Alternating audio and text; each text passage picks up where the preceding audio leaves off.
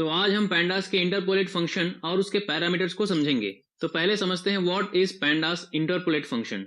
pandas interpolate function is basically used to fill NaN values in data frame और series. pandas interpolate function का basically use nn values को या missing values को fill करने के लिए होता है डेटा फ्रेम या सीरीज में। इसके पहले भी हमने nan वैल्यूज को फिल करने के फंक्शन fill na को समझा था। pandas fill na की मदद से हम nan वैल्यूज को फिल कर सकते हैं।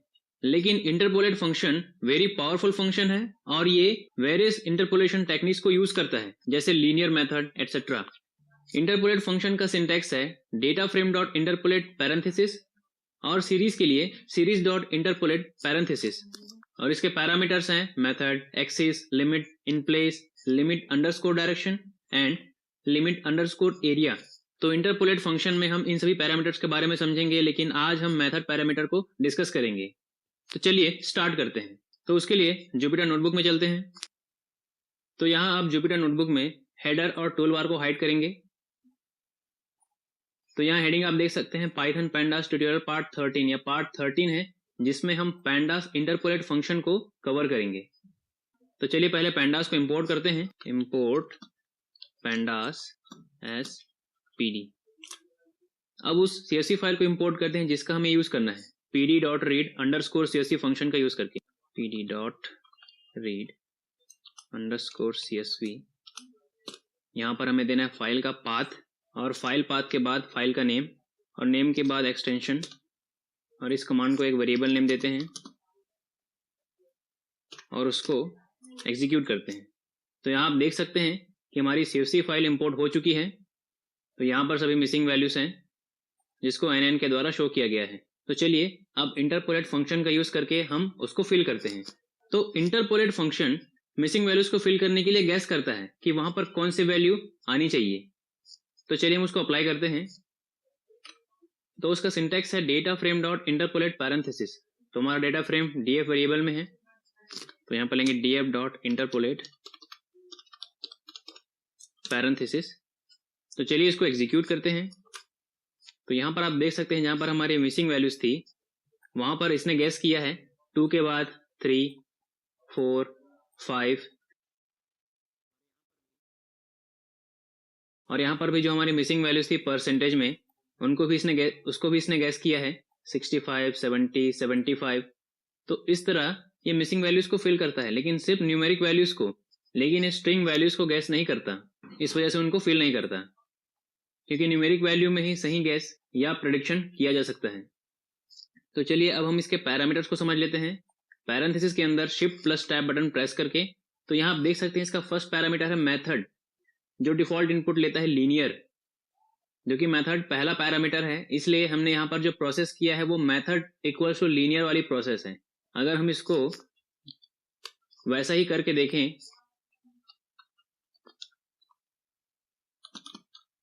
अगर हम इसको इस तरह अप्लाई करते हैं तब भी ये वैसा ही रिजल्ट देगा। तो यहाँ पर आप देख सकते हैं दोनों डेटा फ्रेम बिल्कुल सेम है। अब चलिए मेथड को समझ लेते हैं। तो उसके लिए हम यहाँ पर क्लिक करेंगे उसकी डिटेल जानने के लिए। स्क्रॉल डाउन करते हैं तो देख सकते हैं मेथड पैरामीटर में हम इनपुट दे सकते हैं लीनियर, टाइम, इंडेक्स, वैल्यूज, ऐसे डिफरेंट फॉर्मेट्स में हम इनपुट दे सकते हैं। ये सभी टाइप के इनपुट देकर हम उन मिसिंग वैल्यूज को डिफरेंट वेज से फिल कर सकते हैं। तो चलिए लीनियर के बाद समझते हैं टाइम को। तो इसको कॉपी करते हैं और यहाँ पेस्ट करते हैं और यहाँ पर लेते हैं टाइम। लेकिन यहाँ पर आपको ये ध्यान रखना है कि मेथड में टाइम का यूज करने के लिए आपके डेटा फ्रेम में जो डेट है वो डेट टाइम डेटा टाइप का होना चाहिए, नहीं तो ये एरर शो करेगा। तो चलिए फिलहाल इसको एग्जीक्यूट करके देखते हैं। तो यहाँ पर आप देख सकते हैं हमको वैल्यू एरर मिल चुका है, क्योंकि लास्ट में देखते हैं time weighted interpolation only works on series और data frames with the date time index. Date time index या डेट टाइम डेटा टाइप आपका डेटा फ्रेम होना चाहिए। तो चलिए चेक करते हैं इसके टाइप को। टाइप df डॉट डेट और उसका यहाँ पर इंडेक्स देंगे। चलिए एग्जीक्यूट करते हैं। तो यहाँ पर आप देख सकते हैं जो हमारा डेट वाला कॉलम है उसका डेटा टाइप है स्ट्रिंग। हमें इसको कन्वर्ट करना है डेट टाइम डेटा टाइप में। तो उसके लिए रीड अंडरस्कोर सीएसवी फंक्शन में एक पैरामीटर है पार्स अंडरस्कोर डेट्स। इसका यूज करके हम डेट के डेटा टाइप को चेंज कर सकते हैं। तो चलिए उसके लिए हम इसको कॉपी करते हैं मेन डेटा फ्रेम को और यहाँ पर पेस्ट करते हैं। तो चलिए उसके पहले उसके पैरामीटर को देखते हैं हम। तो यहाँ पर आप देख सकते हैं parse underscore dates equals to false. इस पैरामीटर का यूज करके हम डेट टाइम डेटा टाइप में चेंज कर सकते हैं। तो चलिए हम यहाँ पर लेते हैं parameter parse underscore dates equals to, यहाँ पर हम देंगे उस कॉलम का नेम। तो कॉलम का नेम है डेट। एग्जीक्यूट करते हैं। अब उसके बाद हम चेक करते हैं उसका डेटा टाइप। तो फिर से हम यूज करेंगे type function df dot date index.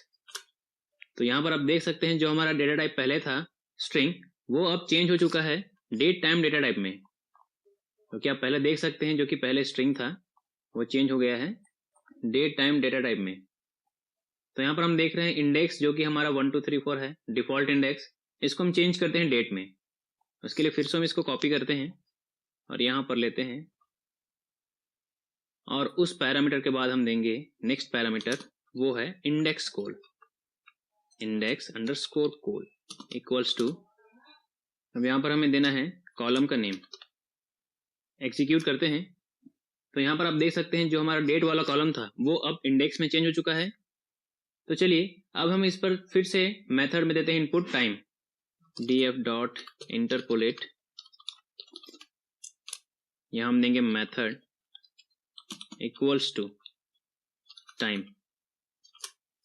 तो आप देख सकते हैं यहाँ पर सक्सेसफुली ये एग्जीक्यूट हो चुका है। तो यहाँ पर आप देख सकते हैं ये डेट टाइम के हिसाब से इसने इन मिसिंग वैल्यूज को फिल किया है। तो यहाँ पर अगर आप डेट देखेंगे तो यहाँ पर है 2 और यहाँ पर है 3, लेकिन 3 के बाद सीधे है 6।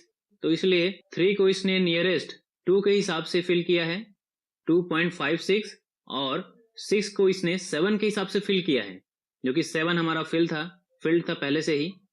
उसने इसको उसके हिसाब से फिल किया है 4.40 और 8 डेट वाले को इसने 7 के हिसाब से फिल किया है। अगर वही हम लीनियर मेथड में चेक करें तो वो इस प्रकार है, जो यहाँ पर फिल हुआ था 2 के बाद 3 4 5 6 7 8। ये लीनियरली वैल्यूज को गैस करके मिसिंग वैल्यूज को फिल करता है। आप यहाँ परसेंटेज में भी देख सकते हैं 60 के बाद है 80।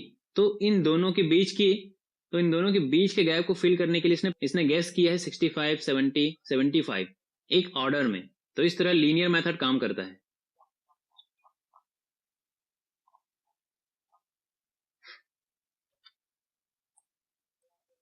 लेकिन वहीं हम टाइम के लिए देखें तो यहाँ पर ये चेंज हो गया है 70 73 76 according to date and time. ये डेट एंड टाइम के हिसाब से उन वैल्यूज को गैस करके फिल करता है। तो चलिए हम इस सेक्शन वाले कॉलम को डिलीट करते हैं, क्योंकि इसमें स्ट्रिंग है और इन वैल्यूज को इंटरपोलेट गैस नहीं कर सकता। तो इसको डिलीट कर देते हैं इस कॉलम को, इसको सेव कर देते हैं।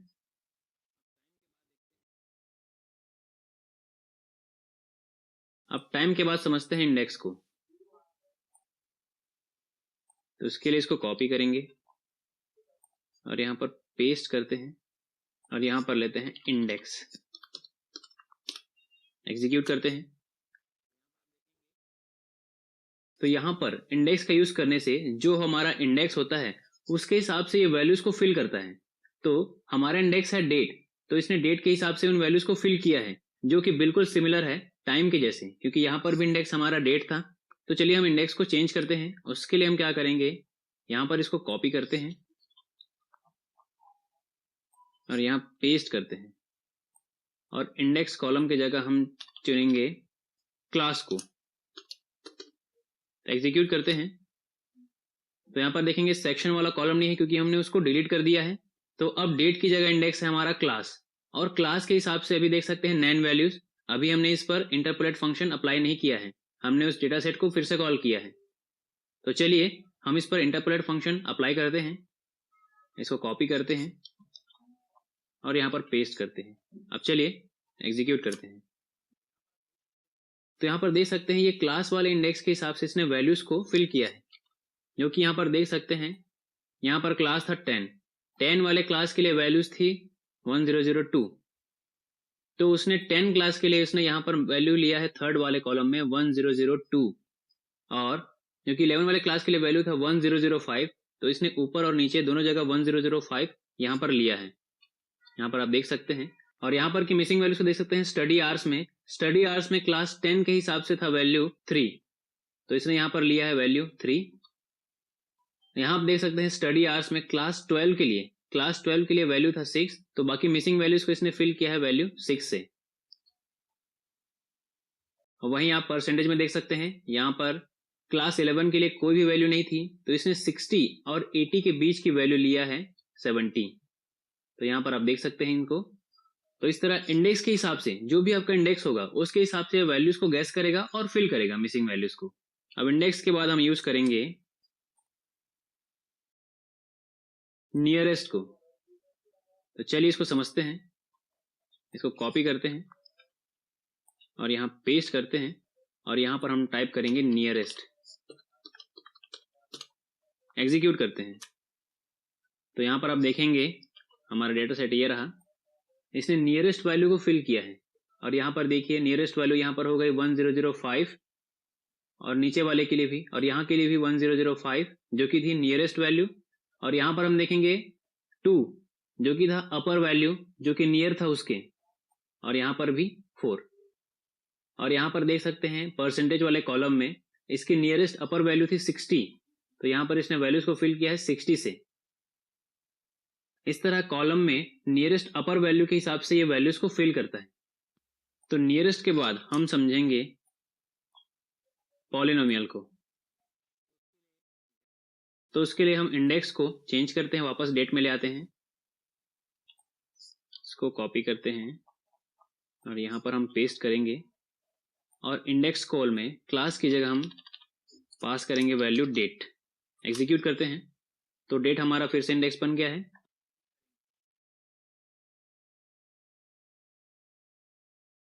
तो हम मेथड में यूज करेंगे पॉलिनोमियल को। पॉलिनोमियल। अब पॉलिनोमियल के यूज करते समय हमें ऑर्डर को स्पेसिफाई करना जरूरी है। तो यहाँ पर ऑर्डर देते हैं 1, एग्जीक्यूट करते हैं। तो यहाँ पर पॉलिनोमियल मेथड से मिसिंग वैल्यूज फिल हुई है। पॉलिनोमियल 2 का पॉलिनोमियल 2.5 समथिंग। तो चलिए एक बार हम ऑर्डर लेते हैं 2। तो आप देख सकते हैं ये थोड़ा डिफरेंट तरीके से यहाँ पर था 70 जो कि हो गया 38, 49, 63। तो ऑर्डर के हिसाब से यहाँ पर पॉलिनोमियल तरीके से मिसिंग वैल्यूज फिल होंगी। उसी तरह हम यूज करते हैं पॉलिनोमियल की ही तरह स्प्लाइन को। तो यहाँ हम लेते हैं स्प्लाइन,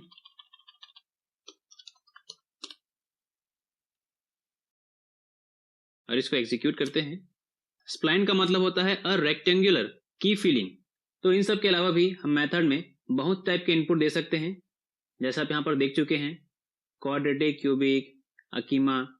अगर आप टाइम सीरीज पर वर्क कर रहे हैं तो मेथड में क्वाड्रेटिक यूज करना यूजफुल हो सकता है आपके लिए। और अगर आप डेटा सेट को विजुअलाइज करना चाहते हैं, उसे प्लॉट करना चाहते हैं, तब अकीमा का यूज करना ज्यादा यूजफुल हो सकता है। तो इस तरह डिफरेंट वेज से हम मेथड में इनपुट देके हम मिसिंग वैल्यूज को फिल कर सकते हैं। तो चलिए आज जो भी हमने डिस्कस किया उसको एक बार रिवाइज कर लेते हैं। तो सबसे पहले हमने डेटा सेट को इंपोर्ट किया student_10। उसके बाद हमने इंटरपोलेट फंक्शन को अप्लाई किया, जो कि क्या करता है, वैल्यूज को गैस करके मिसिंग वैल्यूज को फिल करता है। उसके बाद हमने मेथड में लीनियर इनपुट दिया, इससे लीनियरली मिसिंग वैल्यूज फिल हो जाती हैं। उसके बाद टाइम का यूज किया, उसके लिए टाइम का यूज करने के लिए हमें डेट टाइम डेटा टाइप में उसको चेंज करना पड़ता है। तो इस तरह हमने उसको डेट टाइम डेटा टाइप में चेंज किया। उसके बाद हमने मेथड में टाइम इनपुट दिया, तो इसके हिसाब से ये डेट और टाइम के हिसाब से वैल्यूज को फिल करता है। उसके बाद हमने मेथड पैरामीटर में इंडेक्स का यूज किया, इंडेक्स इनपुट दिया, जो कि जो भी इंडेक्स होता है उसके हिसाब से वैल्यूज को फिल करता है। फिर उसके बाद हमने मेथड इक्वल्स टू नियरेस्ट को समझा। ये नियरेस्ट वैल्यू के हिसाब से मिसिंग वैल्यूज को फिल करता है। और उसके बाद पॉलिनोमियल और स्प्लाइन को समझा, जिसमें हमें ऑर्डर को या डिग्री को स्पेसिफाई करना जरूरी है। तो इस तरह मेथड पैरामीटर में डिफरेंट टाइप्स के इनपुट देकर हम डिफरेंट तरीके से नैन वैल्यूज को या मिसिंग वैल्यूज को फिल कर सकते हैं। तो आई होप आपको इंटरपोलेट फंक्शन और उसका पैरामीटर मेथड समझ में आ गया होगा। अब इंटरपोलेट फंक्शन के बाकी पैरामीटर्स को समझने के लिए मिलते हैं नेक्स्ट ट्यूटोरियल में।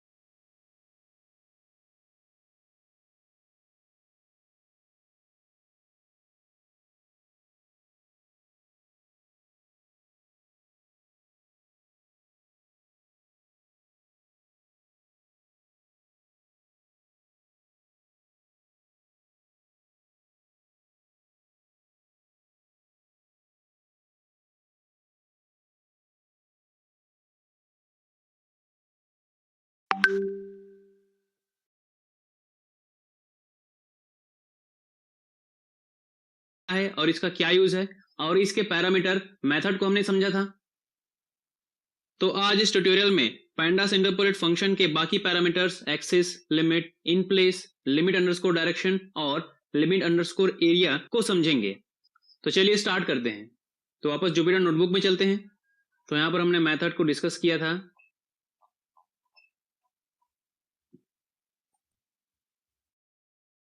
तो चलिए उस डेटा फ्रेम को फिर से कॉल करते हैं। तो ये हमारा मेन डेटा फ्रेम था। तो अब बाकी पैरामीटर्स का यूज करते हुए इस डेटा फ्रेम में इंटरपोलेट फंक्शन को अप्लाई करेंगे। तो चलिए हम यहां पर ले लेते हैं df.interpolate पैरेंथेसिस और इसको हम एग्जीक्यूट करते हैं। तो यहां पर देखेंगे कि मिसिंग वैल्यूज फिल हो चुकी हैं। जो यहां पर ये डिफॉल्ट पैरामीटर का यूज कर रहा है मेथड इक्वल्स टू लीनियर, मतलब यहां पर मिसिंग वैल्यूज फिल हुई हैं लीनियरली। जैसे यहां पर था 2 तो यहां पर 3, 4, 5 के बाद 6, तो इस तरह यहां पर मिसिंग वैल्यूज लीनियरली फिल हुई हैं। तो इसके बाद अब हम समझते हैं एक्सिस पैरामीटर को। एक्सिस पैरामीटर डिफॉल्ट इनपुट लेता है 0। इसके बारे में डिटेल समझने के लिए हम यहां पर क्लिक करते हैं। तो यहां पर देख सकते हैं ये इनपुट लेता है 0 और 1 के रूप में और डिफॉल्ट इसमें वैल्यू होती है 0। 0 का मतलब होता है फिल कॉलम बाय कॉलम, मतलब कॉलम बाय कॉलम, जैसा कि हमने यहां पर देखा था missing values column by column fill हुई थी। और 1 का मतलब होता है fill row by row, row by row इसमें वैल्यूज फिल होती हैं। तो हमने यहाँ पर एक्सिस पैरामीटर का यूज नहीं किया है क्योंकि ये डिफॉल्ट वैल्यू 0 ले रहा है। लेकिन अगर हम एक्सिस इक्वल्स टू 1 लें, यानी रो बाय रो हम मिसिंग वैल्यूज को फिल करना चाहें, तो उससे पहले हमें ये स्पेसिफाई करना होगा कि हमारे डेटा फ्रेम का कोई भी कॉलम ऑब्जेक्ट टाइप का ना हो। तो उसके लिए हम इसको चेक करते हैं हमारे डेटा फ्रेम में df.dtype। चलिए इसको एग्जीक्यूट करते हैं। तो यहां पर आप देख सकते हैं हमारे डेटा फ्रेम में डेट वाले कॉलम का डेटा टाइप है ऑब्जेक्ट और बाकी फ्लोट, इंट, इस तरह डिफरेंट टाइप के डेटा टाइप्स हैं। तो एक्सिस इक्वल्स टू 1 यानी रो बाय रो मिसिंग वैल्यूज को फिल करने के लिए डेटा टाइप सेम होना चाहिए। तो चलिए एक्सिस के बाद अब हम समझते हैं नेक्स्ट पैरामीटर, वो है लिमिट। तो यहां पर देख सकते हैं limit equals to none. Limit parameter का यूज हम तब करते हैं जब हमें पर्टिकुलर नंबर में मिसिंग वैल्यूज को फिल करना हो। तो चलिए इसके डिटेल को देखते हैं। तो यहां पर आप देख सकते हैं लिमिट इंटीजर फॉर्मेट में इनपुट लेता है जिसमें डिफॉल्ट वैल्यू होती है नन। ये होता है maximum number of consecutive NaNs to fill, ये maximum number of NaN values को फिल करने के लिए यूज होता है कि आपको कितने नैन वैल्यूज को फिल करना है। और मस्ट बी ग्रेटर देन 0, यहां पर हमें इनपुट देना है ग्रेटर देन 0 से, यानी 1 2 3 4 एटसेट्रा। तो चलिए इसको समझते हैं। इसको कॉपी करते हैं और यहाँ पर पेस्ट करते हैं। अब यहाँ पर हम देंगे लिमिट इक्वल्स टू 1। ध्यान रहे लिमिट के साथ हमें दूसरे पैरामीटर जो हमारी नैन वैल्यूज को फिल कर रहा है उसको स्पेसिफाई करना जरूरी है, लेकिन यहाँ पर जो मेथड पैरामीटर है वो डिफॉल्ट वैल्यू लेता है लीनियर, वो लीनियरली वैल्यूज को फिल करेगा। तो चलिए इसको एग्जीक्यूट करते हैं। तो यहाँ देख सकते हैं ये लीनियरली फिल हुई है वैल्यूज। तो आप यहाँ पर देख सकते हैं फर्स्ट कॉलम में 2 नैन वैल्यूज साथ में थी, जिसमें सिर्फ एक नैन वैल्यू ही फिल हुई है, दूसरी वैल्यू फिल नहीं हुई है। यहाँ पर एक वैल्यू था वो फिल हो चुका है। और स्टडी आवर्स वाले कॉलम में देख सकते हैं यहाँ पर 1 2 3 4 वैल्यूज जो कि नैन वैल्यूज थी, जिसमें सिर्फ 1 वैल्यू फिल हुई है। उसी तरह परसेंटेज में 3 मिसिंग वैल्यूज थी, उनमें सिर्फ एक ही वैल्यू फिल हुई है। इस तरह लिमिट को स्पेसिफाई करके उतने नैन वैल्यूज को फिल कर सकते हैं जितने की हमें जरूरत है। तो चलिए अब लिमिट लेते हैं 2। अब यहाँ पर हम देते हैं वैल्यू 2, एग्जीक्यूट करते हैं। तो अब यहाँ पर देख सकते हैं कि अब 2 वैल्यूज फिल हुई हैं। यहाँ पर 2 वैल्यूज थी वो फिल हो चुकी हैं। यहाँ पर 4 वैल्यूज थी, उसमें से 2 वैल्यू फिल हो चुकी हैं, 2 वैल्यू बाकी हैं। और यहाँ पर 3 वैल्यूज थी मिसिंग वैल्यूज, जिसमें से 2 वैल्यूज फिल हुई हैं। अब लिमिट के बाद हम नेक्स्ट पैरामीटर समझेंगे, वो है लिमिट अंडरस्कोर डायरेक्शन, जिसमें डिफॉल्ट वैल्यू होती है फॉरवर्ड। इसको डिटेल से समझते हैं।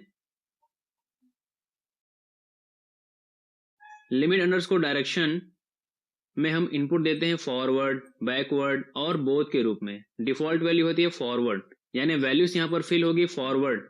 जब हम इसका यूज नहीं करेंगे हम उसको बैकवर्ड फिल भी कर सकते हैं और बोथ फॉरवर्ड और बैकवर्ड फिल कर सकते हैं। तो चलिए इसको समझते हैं। इसके लिए यहाँ इसको कॉपी करते हैं, हम पेस्ट करते हैं और यहाँ पर हम यूज करेंगे limit underscore direction equals to, यहाँ पर हम देंगे वैल्यू बैकवर्ड, क्योंकि डिफॉल्ट फॉरवर्ड होता है तो यहाँ पर हम बैकवर्ड का यूज करेंगे। तो चलिए इसको एग्जीक्यूट करते हैं।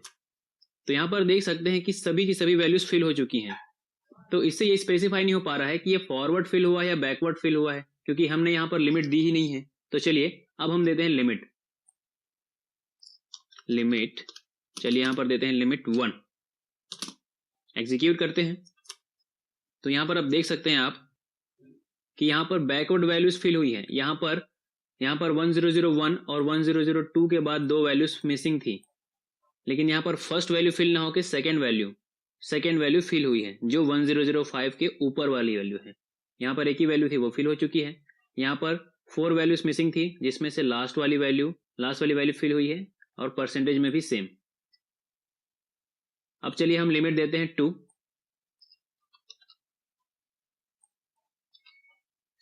यहाँ हम इनपुट देंगे 2, एग्जीक्यूट करते हैं।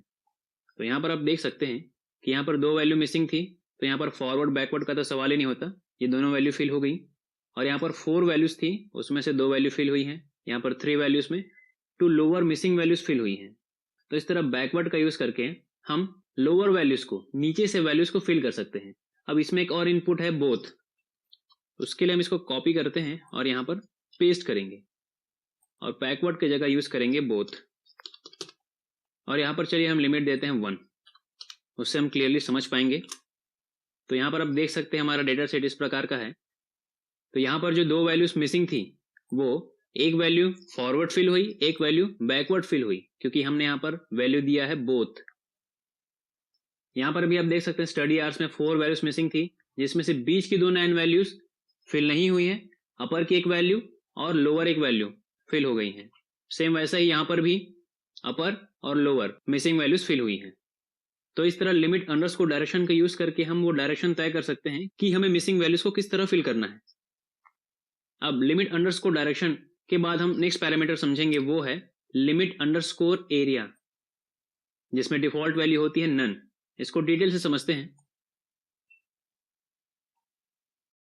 तो इस पैरामीटर में हम इनपुट देते हैं इनसाइड, आउटसाइड, इन दोनों के रूप में, जिसमें डिफॉल्ट वैल्यू होती है नन। नन का मतलब नो फिल रेस्ट्रिक्शन, हम किसी भी तरह से फिल कर सकते हैं। इनसाइड का मतलब होता है only fills NaN surrounded by valid values. Valid values के अगर सराउंडेड में है तो वो नैन वैल्यूज फिल होंगी। और आउटसाइड का मतलब होता है ओनली फिल्स नैन्स आउटसाइड वैलिड वैल्यूज। इसको हम एक्स्ट्रापोलेट भी बोल सकते हैं। तो चलिए इनको समझते हैं। तो यहाँ पर इसको हम कॉपी करते हैं, यहाँ हम पेस्ट करेंगे। अब यहाँ पर हम नेक्स्ट पैरामीटर देंगे limit underscore area equals to inside. चलिए इसको एग्जीक्यूट करते हैं। तो यहाँ पर आप देख सकते हैं